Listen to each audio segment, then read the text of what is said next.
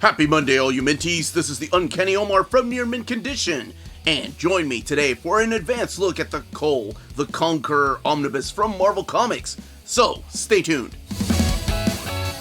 Before getting started, a huge thank you to David Gabriel and the folks at Marvel for sending us an advanced copy of Kull the Conqueror, the Omnibus. This book is due out in the direct market and the book market on November 17th. November 16th, depending on where you get your books. So, here we have the last and final Kull Omnibus. So, what we're looking at here is the standard edition cover. On your left-hand side, that is your direct market cover. So, both will be out on the same date.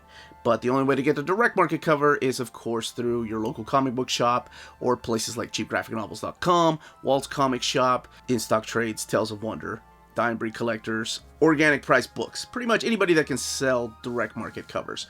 Alright, one thing I did note is that the cover here is drawn by David Lopez, and the direct market cover is drawn by the magnificent and legendary John Bolton. Not that David Lopez has not gotten to that level yet, but we're talking about John Bolton. Speaking of John Bolton, he's the one that designed the art right there on the spine, and both the direct market and standard edition covers have that same piece of art on the spine. I love that piece. Here's what the back looks like thousands of years before Conan, King Kull conquers a savage age. And here are the covers. Now, it may not look like a lot of covers, but some of these were huge books, and a lot of them were double-sized books and issues. So let's take a look under the dust jacket, not inside the dust jacket. I guess we could look a little bit inside of the dust jacket by looking at the flaps here. Here are all the credits, the creators. They're all inside there, and Kull the Conqueror. Just a little bit of info on the character. As far as the design of the book under the dust jacket, it's exactly the same as the design of the previous 2 volumes. So again, to remind everybody, since I've done an overview of these books, this fits into the chronological order of Kull, the Marvel Years, as the last and final book. The black and white stuff, that's the first one that came out, that kind of fits in between this and Kull the Destroyer. Kull the Destroyer is being where you want to start. But this is the final years of Kull. So, let's take a closer look. Actually, I haven't done this in a while if you want to see the book from that angle. Right there. Let's take a look at this, get it open, look at the artwork, and talk a little bit about the story. So let's get this omnibus open. We have some gray bookend pages, the exact same type of color that have been used for Kull Omnis. Here is an image that I thought was drawn by Arthur Adams, but it's drawn by another legendary Arthur who's shared a very similar style, and that's Michael Golden. It's the image of the tiger, of course, the tiger representing who Kull's is and what his background is. Here are the credits. So most of this stuff is written by Alan Selenitz, and I think that's when the book really took off for me. Doug Minch providing, I believe he did issue number 2 with John Bolton. Yeah, that's right, we get to see some John Bolton in here. Big John Buscema coming in from the pages of Conan. And then Tony DeZuniga, he draws the graphic novel in here, and then you have several other artists such as Butch Guice, Ernie Chan, Bill Sienkiewicz, Charles Vess, just to name a few. Here is your table of contents, including the introduction by Ralph Macchio, talking about his time on Kull and how he was just given free rein to pull in the talent that he wanted to for this series. And the map, of course, because what is a fantasy sword and magic without maps?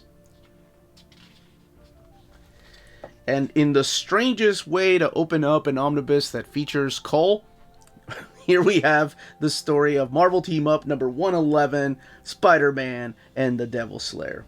So I'm glad that they included this because this immediately rolls into issue number 112. So this collects Marvel Team Up 111 and 112, Kull the Conqueror from the 1982 series, just 2 issues before sadly they stopped publishing them, and then Kull the Conqueror 1 through 10. That's the 1983 series that followed up. And the graphic novel, The Veil of Shadow.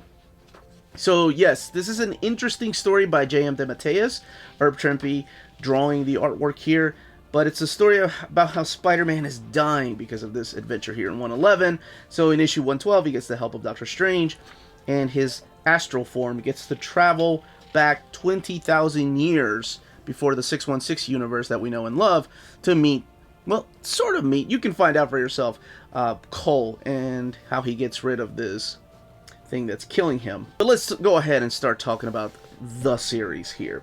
I'm glad that they included those issues of Marvel Team Up because I don't think this would have been complete without them. But here's Kull the Conqueror, issue number 1, relaunching his series in a big, oversized format. You have a cover by John Bolton. This inside piece, this is what they're using for the spine, is drawn by John Bolton. And then you have the talents of Alan Zelenitz writing the story, and Big John Buscema drawing it. So Big John comes in to draw this character of Kull. He had been drawing Conan for so long. He's the guy that put Conan on the map after Barry Windsor Smith left. And honestly, this is okay. This is not bad. This feels like he's drawing Conan with a scar. It's not until he comes back that I think he becomes comfortable with the character and he realizes how different of a character Kull is compared to Conan.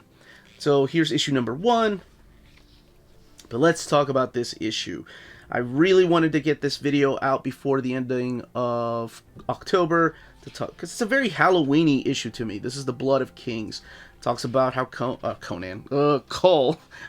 was set up to be married to this young lady. However, horrible things happen because nothing happens during this time that's happy.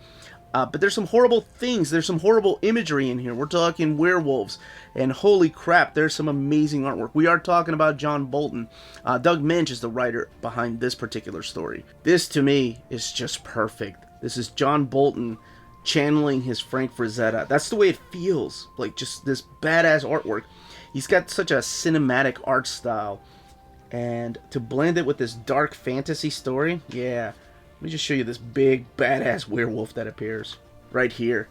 Man, I remember reading this late at night, just trying to finish this book out. And holy crap, I thought that is freaking just fearsome. I love it. It's a great picture. I've never read any of these stories in here. I think maybe I read issue 111. I never did read issue 112. But this stuff was all new to me. This is a Joe Jusko cover for his new ongoing series. So yes, they decided to bring back Kull one more time, renumbering, so that's nothing new to Marvel. Renumbering the series, Big John Buscema comes back, and I feel like this time around he's a lot more comfortable, is what I was saying, with the character. And also you have the return of Alan Zelenitz coming back to write the story. And yeah, this is the type of artwork that you're going to be seeing in here. There's a few fill-in artists in here, like Big John's brother, Sal Buscema. There's covers here by Michael Golden. You don't get to see a lot of those. Actually, this issue right here is pretty interesting because issue number 2, you have Bill Sienkiewicz drawing the cover. Right here. That's awesome. I like that. But he also has a backup story here where he inks. Yeah. Big John's pencils. So that's really cool. Michael Golden does supply a lot of the covers, though, from, I think, issues 3 to 8, maybe. Klaus Janson comes in. And this is the team I'm used to because this is the team from Wolverine, where you have Big John penciling the book, and then you have Klaus Janson finishing it, or inking it. There's one more issue in here because I don't want to spoil things for people, but there's one more issue I wanted to talk about. Issue number 4 here. This is what I wanted to talk about. This is a really cool story talking about the different characters that surround Kull. So you do get a story of Brule, you get Tu's story, Redondo's story, and Cthulhu's tale right here, drawn by different artists, all written by Alan Zelenitz. So I really enjoyed this one because this focuses on the other characters and their tales while still centering around Kull. And then, of course, the last thing I wanted to talk about, let's keep going here, but, oh yeah, let's look at the cover to issue number 8, right there. That's the piece that Michael Golden draws for the very beginning. That's beautiful. That, to me, I thought was Arthur Adams, but I had forgotten that Michael Golden preceded Arthur Adams with this anime Western-style look to his art. Freaking love it. This is the guy that, of course, co-created Rogue. But what is a cover without talking about issue number 9, which is Barry Windsor Smith drawing Kull. This is Barry Windsor Smith, the guy that co-created the look of Conan for the comics. And this is really cool.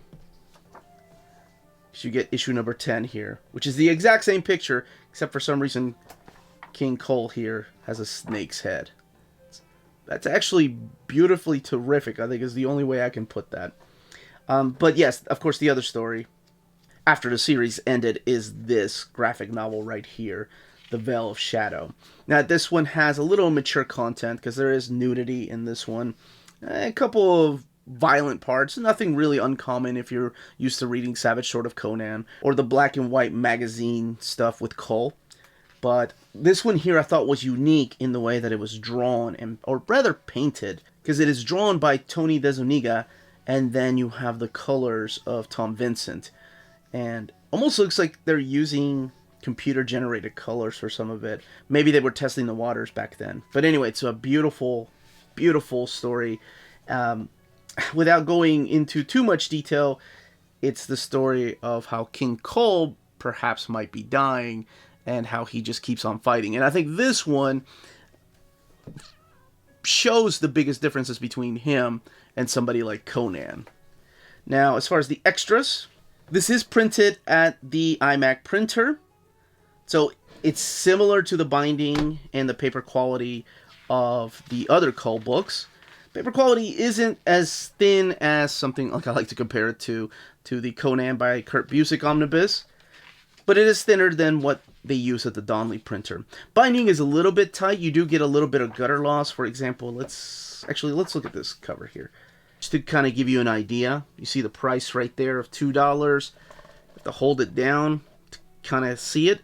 Very, very minimal. It's not that big of a deal. And considering there's not a lot of spread pages in this particular volume, to me, it's not that big of a deal. But I did want to point that out. There is a little bit of gutter loss in some of those spread pages. But that, as they say, is that. Oh, wait, one more thing. If I were to suggest a Kull Omnibus, this is the one. I think this is the one where they perfected the story and the artwork. So, now that, as they say, is that. If you're interested in purchasing this book, don't forget to check out our sponsor, cheapgraphicnovels.com, your online home for brand new graphic novels and collected editions up to 50% off cover price. They pride themselves on packaging your books so they arrive safely and in excellent condition, as well as prompt and helpful service. Check out the bargain deals for up to 90% off cover price. CGN is excited to announce that they are now taking pre-orders. They're making it easier for you to ensure that you don't miss out on the hottest releases. CGN is currently running a special promotion for your Minties. If you're a first-time customer, let them know that you were referred by Near Mint Condition at the checkout, and you'll receive a credit for free shipping on your next order. This promotion is valid for U.S. customers only. Cheap Graphic Novels, your source for the hottest books with the kind of deep discount and quality shipping and customer service that will keep you coming back for more. And that was the content, the page count, and build of the third and final Kull Omnibus from Marvel. So, if you have any questions, leave them down below. And if you want to know my personal opinion as to what the best Kull Omnibus would be, look no further than this one. After reading the three of them, I think that this is by far my favorite one. And it could be because I just literally finished reading it this morning. But I had a lot of fun with this one. The artwork is superb. I think everybody was comfortable with the character by now. And sadly, this is the final one. Hopefully we'll get a modern take on Kull like we have with Conan. Don't forget to smash that like button, ring that bell for notifications. And if you haven't subscribed, subscribe. We put out videos every day. And more importantly, all of you out there, thank you so much for watching. And stay healthy, stay safe, much love.